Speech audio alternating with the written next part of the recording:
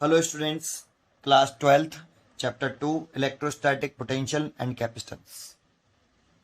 इससे पीछे वाले लेक्चर में 97 तक हमने कंप्लीट कर लिए थे, उसे आगे कंटिन्यू करते हैं 98 से। आप रीड करिए question. A network of 6 identical capacitor each of value of C made a sound figure. ये नेटवर्क दे रखा है, इसमें जितने भी कैपेसिटर लगे हैं सबकी कैपेसिटेंस सी है। The equivalent capacitance between the point A and B, A और बी के बिटवीन इक्विवेलेंट कैपेसिटेंस पूछ रहा है। इसको हमें रीड्रॉ करना होगा। क्या रीड्रॉ करना पड़ेगा, कैसे करना होगा देखते हैं। देखो ये मैंने ड्रॉ कर रखा है क्वेश्चन। अब देखो ये वाला जो पॉइंट है ये ए पॉइंट है और ये वाला पॉइंट ये सेम पॉइंट है बेटा। इनके बिटवीन इस वाले पॉइंट के और इस वाले पॉइंट के बिटवीन कोई कैपेसिटर नहीं, कोई अंडर एलिमेंट भी नहीं। तो ये वाला पॉइंट और ये वाला point treat as a single point. तो जो पॉइंट ये यहां डला है आप इस पॉइंट को यहां डाल सकते हो, ए। बस ये करना है आपको। ऐसे इधर की तरफ ये वाला पॉइंट और ये वाला point B treat as a single point, क्योंकि इस वाले पॉइंट के और बी पॉइंट के बिटवीन कोई अंडर एलिमेंट्स नहीं हैं। तो ये बी पॉइंट आप यहां डाल सकते हो। बस आपको इतना ही करना है, बन गया क्वेश्चन। तो देखो ये वाला हटा देंगे, अगर हम यहां से ऐसे इसको हटा दें और इस पॉइंट को यहां डाल लिया, ऐसे इसको हटा दें और इसको यहां डाल लिया, तो ये कैपेसिटर जो है इसकी एक प्लेट ये वाली जो सेकंड प्लेट है, मान लो ये सेकंड प्लेट है, ये फर्स्ट प्लेट है, ये तो इस जॉइंट से कनेक्टेड है और दूसरी प्लेट आपकी ऐसे कनेक्टेड है। तो अब इसे रीड्रॉ कर लीजिए इस तरह से, कुछ सिंपल सा, बड़ा आसान हो जाएगा। ये वाली प्लेट आप इस कैपेसिटर को उठा के यहां बना लीजिए भाई।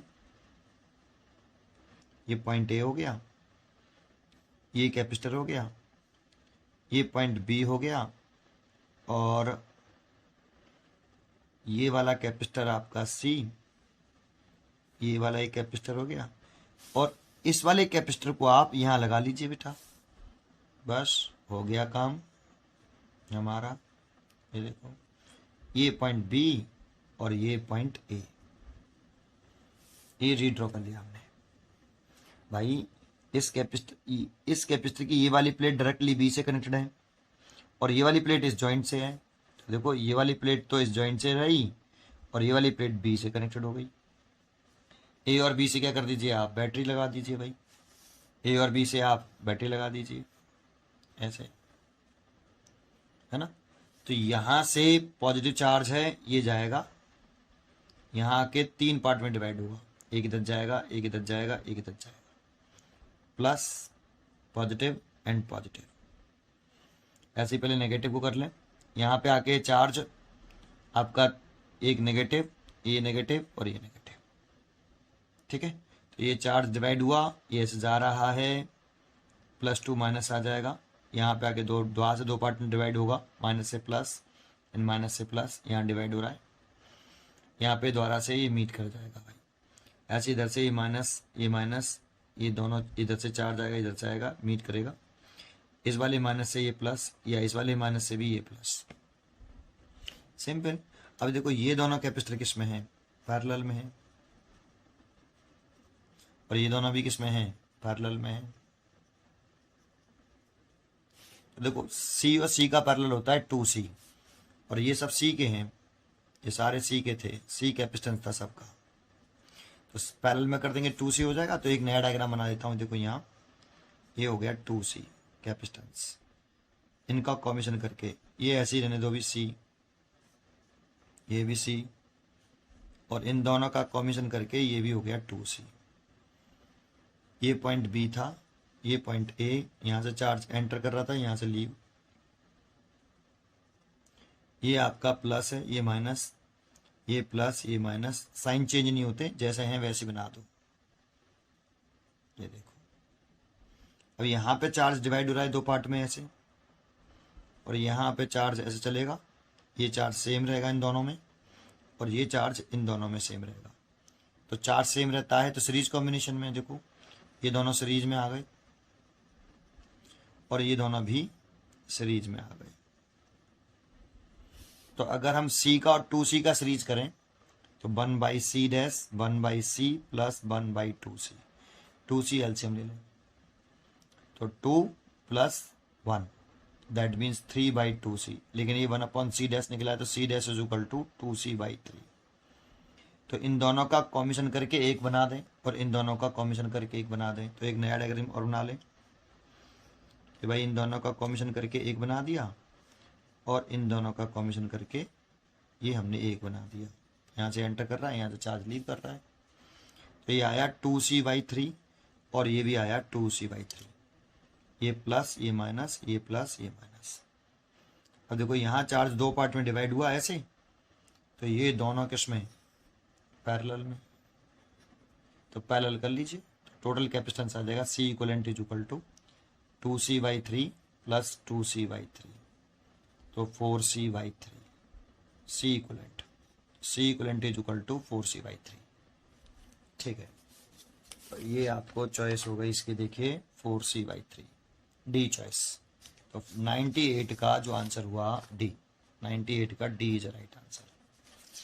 99 की तरफ चलते हैं। 99 क्वेश्चन देखिए, अच्छा क्वेश्चन है 99, काफी 99। अब 99 क्वेश्चन रीड करिए, क्या है 99 question. A parallel plate capacitor with dielectric of dielectric constant K between the plates has capacitance C and charge to potential V volt। तो एक हमारे पास पैरेलल प्लेट कैपेसिटर है ये, और इसमें ये डाइलेक्ट्रिक मटेरियल भरा हुआ है, पूरे में भरा हुआ है, मैंने H बना दिया, पार्शली फिल्ड नहीं है, ये पूरे में फिल भरा है, पूरा भरा हुआ है। ठीक है, और इसको चार्ज कर रहे हैं कितने वोल्ट से, V वोल्ट से, ऐसे। ठीक है, तो डाइलेक्ट्रिक कांस्टेंट K भरा है, प्लेट सेप्शन D है, तो इसका कैपेसिटेंस कितना होगा C, epsilon not A K/D कितना होगा। पूरे पार्शली फिल्ड नहीं है बेटा, मैंने बना दिया ऐसा, ये पूरे में कंप्लीटली फिल्ड है। ठीक है, चलिए अब क्या कह रहा है, इसका कैपेसिटेंस इतना, पोटेंशियल इतना, V इतना दे रखा है। अब कह रहा है कि The dielectric slab is slowly removed from between the plates। पहले डाइलेक्ट्रिक स्लैब को स्लोली रिमूव कर दें from the between the plates and then reinserted, फिर दोबारा से एंटर करा दें। Then net burden by the system in this process is, पहले बाहर निकालें फिर एंटर कराएं दोबारा से, तो कितना नेट बर्डन करना पड़ेगा इन दिस प्रोसेस में, ये पूछ रहा है। तो चलो पहले बाहर निकालने की बात कर रहा है, तो पहले बताओ इसकी एनर्जी कितनी होगी, इसकी एनर्जी निकालनी है।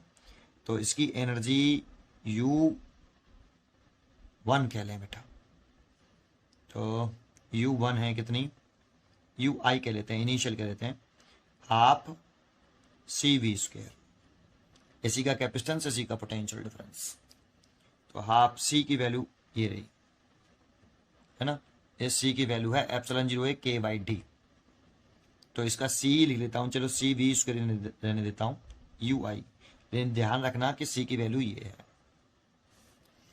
अब इस डाइलेक्ट्रिक स्लैब को इसमें से क्या कर दें, रिमूव कर दें, रिमूव करना है, लेकिन बैटरी कनेक्टेड ही रहने देनी है बेटा, बैटरी कनेक्टेड रहने देंगे और डाइलेक्ट्रिक स्लैब को रिमूव करेंगे। तो जानते हो आप, अगर battery, if battery is connected and dielectric insert करें, मटेरियल इज रिमूव्ड, या इंसर्ट करें या इंसर्टेड करें या रिमूव करें, then potential difference will be same. अगर बैटरी कनेक्टेड है पोटेंशियल डिफरेंस सेम रहेगा, वो चेंज नहीं होगा, पोटेंशियल डिफरेंस सेम रहेगा। तो पोटेंशियल डिफरेंस पहले भी V था, अभी भी रहेगा। लेकिन अगर इसमें से आप इस स्लैब को निकालोगे तो जानते हो इस कैपेसिटर पर होता है पॉजिटिव चार्ज, ये रहा, इस पर नेगेटिव। जानते हो जैसे इसमें स्लैब रखते हैं तो ये स्लैब पोलराइज हो जाता है, पोलराइज हो जाएगा तो स्लैब पर यहाँ नेगेटिव होगा, यहाँ पॉजिटिव होगा।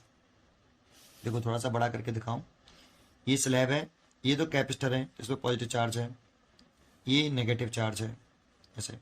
जब इसमें कोई डायलेक्ट्रिक स्लैब पुट करते हैं हम, तो डायलेक्ट्रिक स्लैब के जो एटम्स होते हैं वो पोलराइज्ड हो जाते हैं, मतलब जो नेगेटिव चार्ज है और पॉजिटिव चार्ज है वो डिस्प्लेस हो जाता है ऐसे। उसकी वजह से इसके अंदर एक इंटरनल इलेक्ट्रिक फील्ड डेवलप हो जाता है जो कि एक्सटर्नल इलेक्ट्रिक फील्ड के जस्ट अपोजिट होता है ना। तो ये नेगेटिव आएगा और ये पॉजिटिव है। तो देखो ऐसे मैंने कुछ बनाया है यहाँ पे छोटा सा, ठीक है। जब आप इसे बाहर निकालोगे तो जानते हो जब बाहर निकाल लो आप इसको, तो ये इसको बांध के रखता है बेटा। देखो ये प्लस है, इसको यहाँ देखो, जब आप इसे बाहर निकालोगे ऐसे, तो ये नेगेटिव और पॉजिटिव के बीच में क्या हुआ, अट्रैक्शन, और इस पॉजिटिव और नेगेटिव के बीच में क्या हुआ, अट्रैक्शन। तो आप इसे बाहर निकालोगे, तो बाहर निकालने के लिए आपको इधर की तरफ इस पर एक एक्सटर्नल फोर्स लगाना पड़ेगा।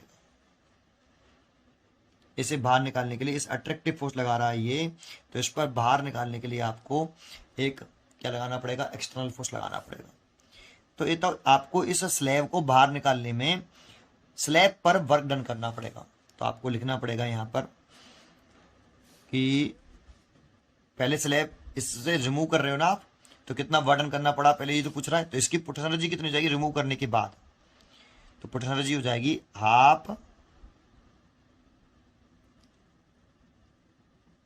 यहाँ पर कैपेसिटेंस रिमूव कर देंगे तो कैपेसिटेंस होगा epsilon 0 a by D, C naught कह लेता हूँ, तो सी नॉट वी स्क्वायर। अब देखो सी नॉट और सी में रिलेशन क्या है, सी नॉट और सी में रिलेशन क्या है, तो सी इज इक्वल टू आप लिख सकते हो के सी नॉट। तो इसका पोटेंशियल एनर्जी है half K C naught V square, और इसकी पोटेंशियल एनर्जी है ये। तो रिमूव करने के बाद इतना पोटेंशियल एनर्जी रह जाएगी, और रिमूव करने से पहले इतनी पोटेंशियल एनर्जी थी। लेकिन रिमूव करेंगे तो वर्डन करना पड़ेगा सिस्टम पर, work done on the system, on the system. तो कितना वर्डन करना पड़ेगा भाई, चेंज इन पोटेंशियल एनर्जी के बराबर, है ना। जितना पोटेंशियल एनर्जी में चेंज आएगा उतना वर्डन करना पड़ेगा। तो पोटेंशियल एनर्जी कितनी है बेटा आपकी final, half C naught V square minus initial कितनी है, half K C naught V square, ठीक है। तो यहां से आप half C naught V square common ले सकते हो, तो 1 माइनस के। इतना वर्डन करना पड़ा ये ऑन दी सिस्टम, सिस्टम द्वारा इतना वर्डन करना पड़ा, क्या करने में, क्या करने में, इस स्लैब को बाहर निकालने में इतना वर्डन करना पड़ा। ये तो बाहर निकालने वाली बात हो गई, ठीक है। अब देखो बाहर निकाल दिया है, तो निकालने के बाद अब सेकंड केस देख रहे हैं। सेकंड केस में क्या है कि बाहर निकाल दिया तो इसकी पोटेंशियल एनर्जी कितनी थी, अब इसे इनिशियल मान लेते हैं, कितनी है, half C naught V square, battery तो लगी हुई है।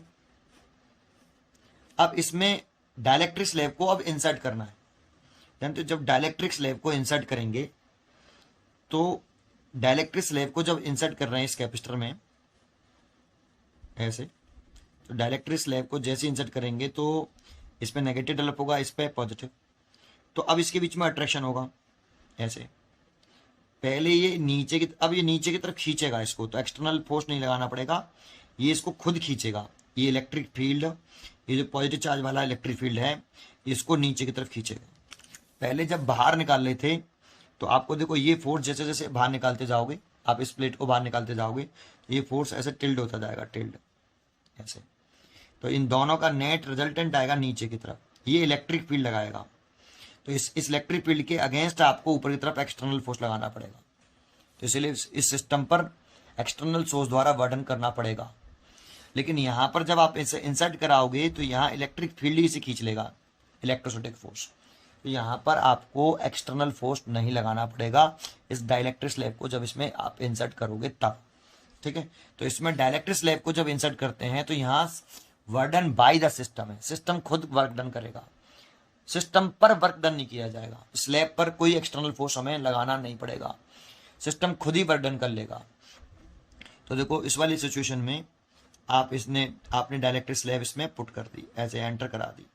तो इस वाली कंडीशन में आप देखो इसकी पोटेंशियल एनर्जी फाइनल कितनी हो जाएगी। तो इसकी पोटेंशियल एनर्जी हो जाएगी हाफ। अब कैपेसिटेंस हो जाएगा फिर के सी नॉट द्वारा से, और पोटेंशियल तो वी है, पोटेंशियल में तो चेंज, बैटरी तो लगी रही है, पोटेंशियल में तो चेंज होगा ही नहीं, इसीलिए C V square that means half K C naught V square. तो फिर द्वारा से पोटेंशियल एनर्जी देखो इतने से अगेन इतनी इंक्रीज हो गई, लेकिन यहाँ पे बर्डन किसने किया, सिस्टम ने किया। ठीक है, तो जरा ध्यान दीजिए आप यहाँ पर, अब बर्डन बाई द सिस्टम लिखेंगे, बर्डन बाई द सिस्टम, ये डेल्टा, ये system burden by the system है, और ये कौन सा था, बर्डन ऑन द सिस्टम, और ये कौन सा है, बर्डन बाई द सिस्टम। तो यू एफ माइनस यू आई, तो देखो यू एफ की वैल्यू लिखें तो half K C naught V square minus half C naught V square. तो इतना बर्डन इस प्लेट को इंसर्ट कराने में द्वारा से करना पड़ेगा। तो इतना तो आपका W2 मान लेता हूं इसे W1, इतना तो रिमूव करने में बर्डन करना पड़ा W1, और इतना इंसर्ट कराने में करना पड़ा बर्डन। तो नेट बर्डन करना पड़ा, वो चेक कर लेते हैं। तो नेट बर्डन के लिए दोनों को ऐड कर लें, तो नेट बर्डन W नेट, तो एक तो सिस्टम ने किया है और एक एक्सटर्नल सोर्स ने किया है, ये एक्सटर्नल सोर्स ने किया है और ये सिस्टम ने किया है। तो दोनों को ऐड कर लें W1 प्लस W2। तो W1 की वैल्यू पुट करें तो half C naught V square 1 minus के, ये देखो ये W1 की वैल्यू है, प्लस W2 की वैल्यू पुट करें तो देखो इसमें से भी आप क्या कर सकते थे, half C naught V square common ले सकते थे, तो K माइनस 1। तो इसकी वैल्यू पुट कर दें तो half K C naught we का स्क्वेयर K माइनस 1, इतना बटन करना पड़ा। अब इन दोनों को कॉमन देखो तो कितना है, half C naught V square common है, तो 1 माइनस के प्लस K माइनस 1, K से K कट गया, 1 से 1 कट गया, 0, तो कितना बर्डन करना पड़ा, नेट 0। जानते हो ऐसा क्यों हुआ, जितना इसे बाहर निकालने में यहाँ पर एक्सटर्नल सोर्स द्वारा किया गया बर्डन है, जब एक्सटर्नल सोर्स द्वारा करेंगे तो इसकी पोटेंशियल एनर्जी बढ़ जाएगी। ठीक है, आ रहा है, और यहाँ पर सिस्टम द्वारा किया गया बर्डन है, तो सिस्टम द्वारा बर्डन कर रहा है, यहाँ पे सिस्टम वर्क कर रहा है, यहाँ एक्सटर्नल सोर्स द्वारा किया गया बर्डन, दोनों इक्वल एंड अपोजिट है, इक्वल एंड अपोजिट है। देखो ये 1 माइनस के आ रहा है और ये K माइनस 1 आ रहा है, तो इसमें से माइनस साइन कॉमन ले लेंगे ना, तो ये इक्वल एंड अपोजिट आएंगे, तो नेट बर्डन कितना आने वाला है, 0 आने वाला है। तो नेट बर्डन 0, नेट बर्डन 0, तो इसलिए 0 लिख देंगे। इसकी चॉइस हो गई आपकी 0, सी चॉइस, 99 का सी, 99 का सी, सी is the right answer.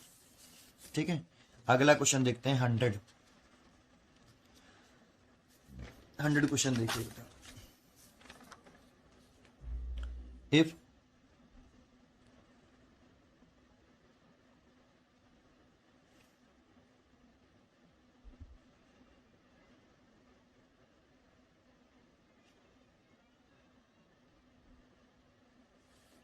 Hundred देखिए, if 343 droplets each of charge q radius r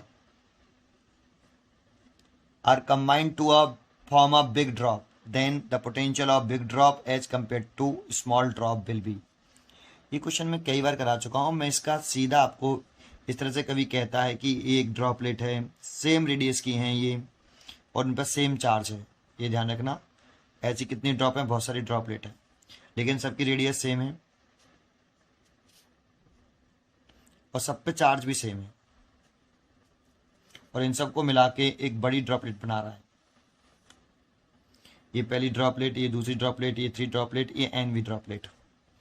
तो बड़ी ड्रॉपलेट का पोटेंशियल छोटी ड्रॉपलेट के पोटेंशियल के कंपेयरिंग कितना है, तो इसका फॉर्मूला डायरेक्टली याद कर लो, V बिग N इसकी पावर 2/3 V स्मॉल। अब N यहाँ पे कितना है, 343 है, इसको पूरे डिटेल में मैंने पीछे कराया था आपको ड्राइव। N की वैल्यू 343, उसकी पावर 2/3 V स्मॉल, और ये 7 की पावर Q हो जाता है और इसकी पावर 2/3 V स्मॉल। 3 से 3 कट गया, 49 वी स्मॉल, वी बिग। तो देखो ये V big is equal to ये, इसलिए इसकी चॉइस हो गई 49 टाइम्स बी, 99 का बी। 101 देखिए आप, 101 an electric dipole consisting plus के चार्ज प्लस के क्यू एंड माइनस के Q separated by distance L in stable equilibrium, stable equilibrium ये इंपॉर्टेंट वर्ड है, in uniform electric field, the electrostatic potential energy of the dipole.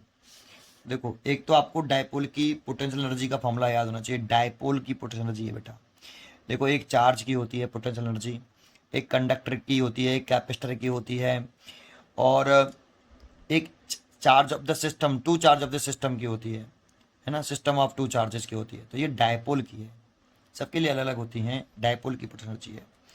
तो पहले तो आपको ये मालूम चाहिए कि कोई डाइपोल स्टेबल इक्विलिब्रियम में कब होता है। तो जानते हो जब आपकी इलेक्ट्रिक फील्ड की डायरेक्शन, ये इलेक्ट्रिक फील्ड है, और डाइपोल मूवमेंट की डायरेक्शन नेगेटिव चार्ज और ये पॉजिटिव चार्ज, और इनके बीच की लेंथ है दे रखी है एल, एल दे रखी है यहाँ पे। तो P की डायरेक्शन और E की डायरेक्शन सेम होती है, that is theta 0 degree. Theta किसके between angle, angle between P vector and E vector. अगर 0 डिग्री होता है तो डाइपोल जो होता है इसमें, इस कंडीशन, इस ओरिएंटेशन में डाइपोल स्टेबल इक्विलिब्रियम में होता है। स्टेबल इक्विलिब्रियम में इसमें नेट फोर्स 0 है और नेट टॉर्क भी 0 है, ठीक है, स्टेबल है। अगर इस डाइपोल को इसकी पोजीशन से स्लाइटली डिस्प्लेस करके रिलीज कर दें तो ये इटसेल्फ वापस अपनी इनिशियल पोजीशन पर रिटर्न कर जाएगा इस सिचुएशन में।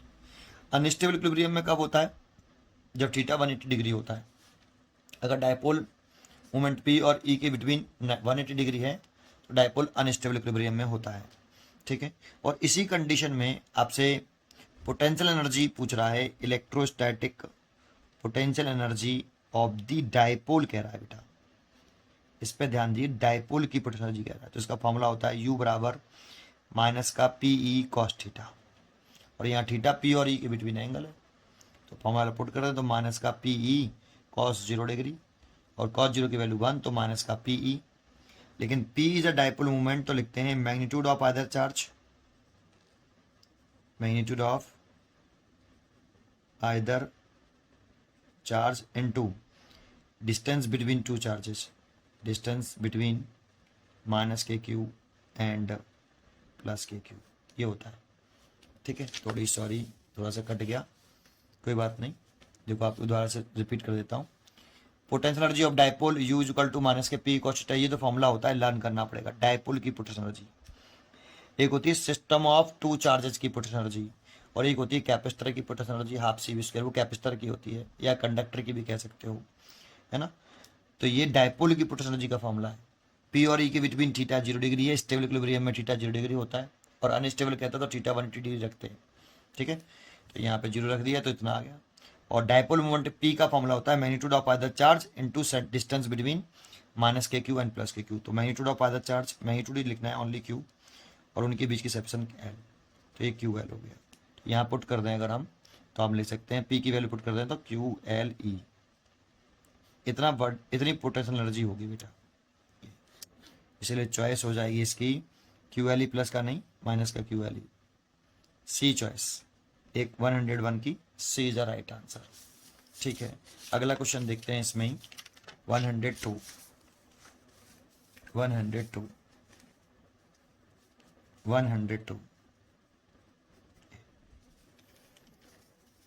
एक पॉजिटिव चार्ज है is displaced against the electric field. तो देखो इलेक्ट्रिक फील्ड ऐसे है, और इस इलेक्ट्रिक फील्ड में एक पॉजिटिव चार्ज को हम डिस्प्लेस करना चाहते हैं इधर की तरफ। डिस्प्लेस्ड मतलब मोशन, डिस्प्लेस कर रहे हैं, दैट मीन्स इधर की तरफ इसमें मोशन है। लेकिन पॉजिटिव चार्ज पार्टिकल पे जो फोर्स लगता है वो इलेक्ट्रिक फील्ड की डायरेक्शन में लगता है, ऐसे। तो इस फोर्स के अगेंस्ट हमें इधर की तरफ एक एक्सटर्नल फोर्स लगाना पड़ेगा। किसको? एक्सटर्नल सोर्स को। एक्सटर्नल सोर्स कौन? जैसे मेरे को फोर्स लगाना पड़ेगा इधर की तरफ, इस रिपल्सिव फोर्स के अगेंस्ट इसे डिस्प्लेस करने के लिए। तो क्या कह रहा है? वर्डन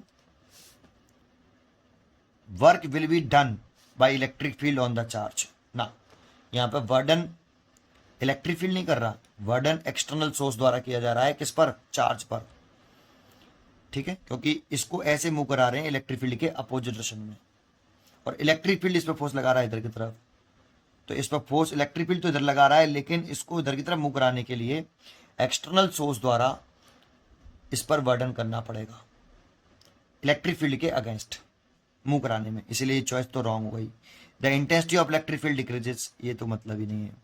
energy of the system will decrease, तो जानते हो इसका एनर्जी इंक्रीज होगी, डिक्रीज नहीं होगी, क्योंकि जो एक्सटर्नल सोर्स इसे मूव करने के लिए इधर की तरफ वर्डन करेगा, तो इस चार्ज पर वर्डन किया जा रहा है एक्सटर्नल सोर्स द्वारा, इसीलिए इसकी पोटेंशियल एनर्जी बढ़ेगी, घटेगी नहीं। तो energy will provided by external source displacing the charge, यही सही चॉइस है। तो D is a right answer, D is a right answer, ठीक है। 103 चलते हैं। The capacitor of capacitance C1 and C2 are connected in parallel, ठीक है, तो C1 और C2 दो कैपेसिटर हैं, उनको पैरेलल में कनेक्ट कर दिया, ये C1 है, ये C2 है, ये पैरेलल में कनेक्ट कर दिए। If a charge Q given to the combination, पूरे सिस्टम को कितना चार्ज दे रहे हैं, कैपिटल क्यू चार्ज दे रहे हैं, ठीक है। The ratio of charge on the capacitor C1, तो मान लो इस पर इधर की तरफ यहाँ से डिवाइड हुआ, ये Q1 चार्ज और ये Q2 चार्ज, तो Q1 चार्ज और Q2 चार्ज का क्या पूछ रहा है आपसे, रेशियो पूछ रहा है, कितना रेशियो होगा।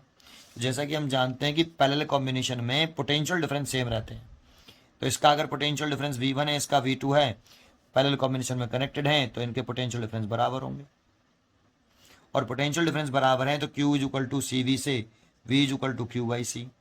ये कैपेसिटर C1 का पोटेंशियल डिफरेंस है, तो सारी चीज़ें कैपेसिटर C1 का लिखेंगे। C1 का ही चार्ज, तो C1 का चार्ज माना है Q1 और C1 का ही कैपेसिटेंस, C2 का चार्ज, C2 का कैपेसिटेंस, ठीक है। तो यहाँ से Q1/Q2 निकाल लो, इज इक्वल टू C1/C2, तो इसीलिए ये आंसर हो गया। इसीलिए इसका 103 का A is a right answer. 104 पढ़िए आप, 104 क्या कर रहा है question. A charge Q is kept at the centre of circle of radius R, ठीक है। A test charge Q0 is carried from point X to point Y on the circle such that XY subtend at an angle 60 degree at the center of the circle. The amount of work done in this process will be, ये भी बहुत easy question है 104।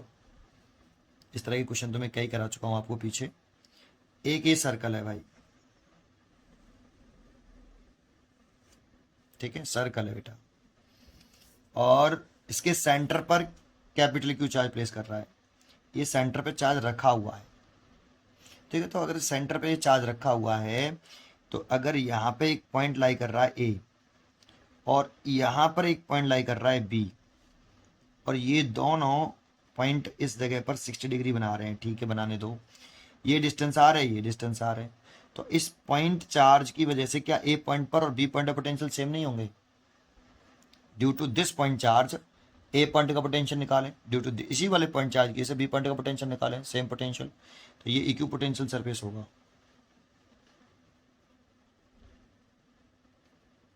अगर हम electric potential at point A निकालते हैं due to इस capital Q charge की वजह से, तो कितना आएगा, V A is equal to point charge का फॉर्मूला लगाइए, कैपिटल क्यू ओवर कितनी डिस्टेंस है पॉइंट ए तक की, आर, इस पॉइंट चार्ज से पॉइंट ए तक की डिस्टेंस स्मॉल आर।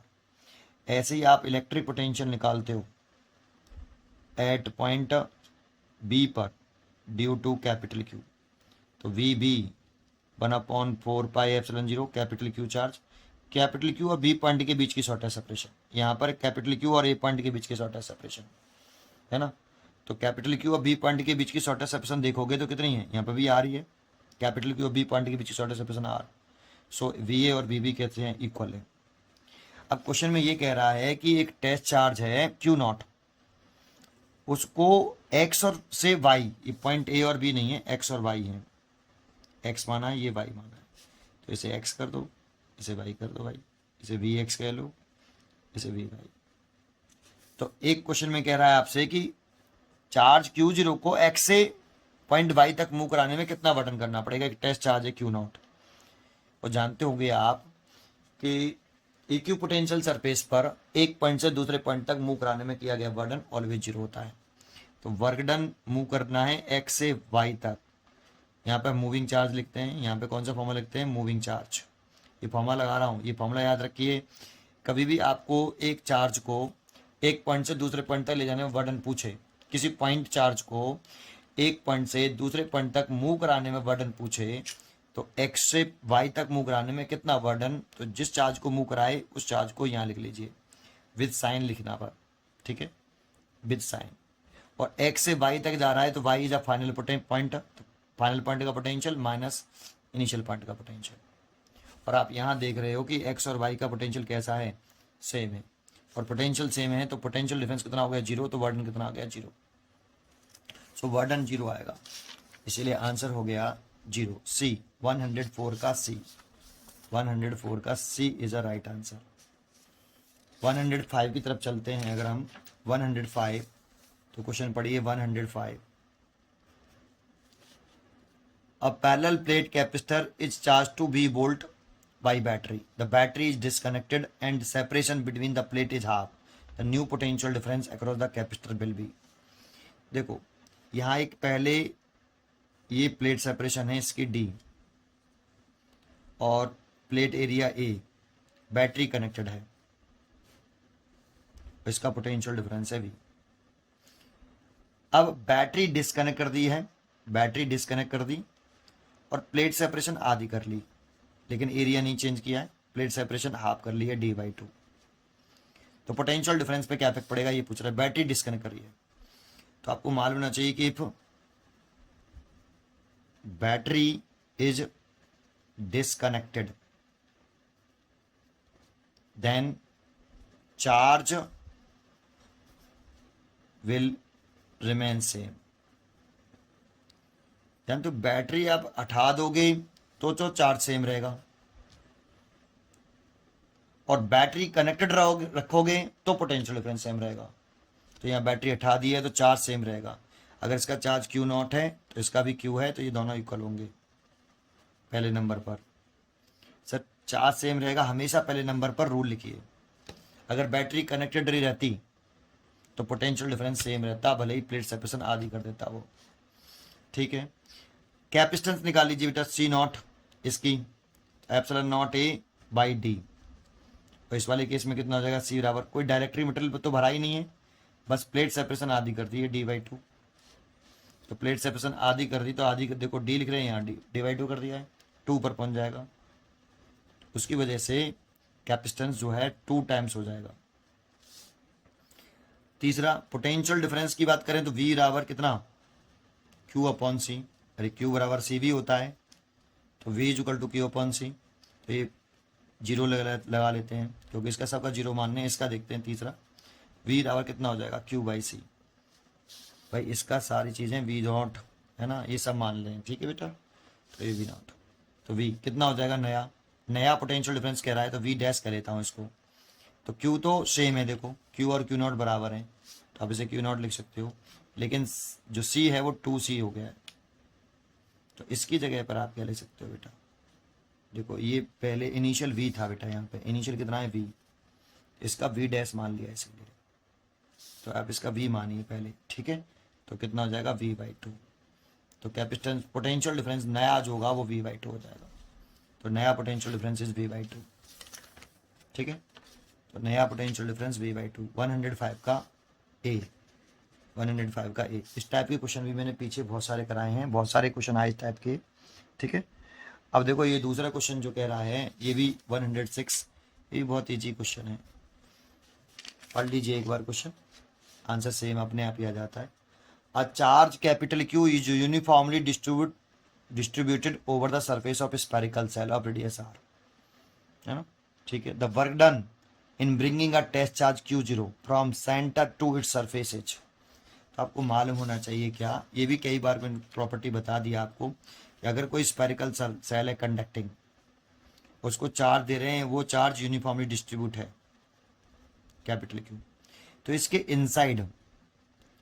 इनसाइड किसी भी पॉइंट का पोटेंशियल, सेंटर वाला का भी, इनसाइड में तो सेंटर भी आ जाता है, इनसाइड किसी भी पॉइंट का पोटेंशियल सरफेस के बराबर ही होता है। जितना इनसाइड पोटेंशियल होगा उतना ही सरफेस पर होगा।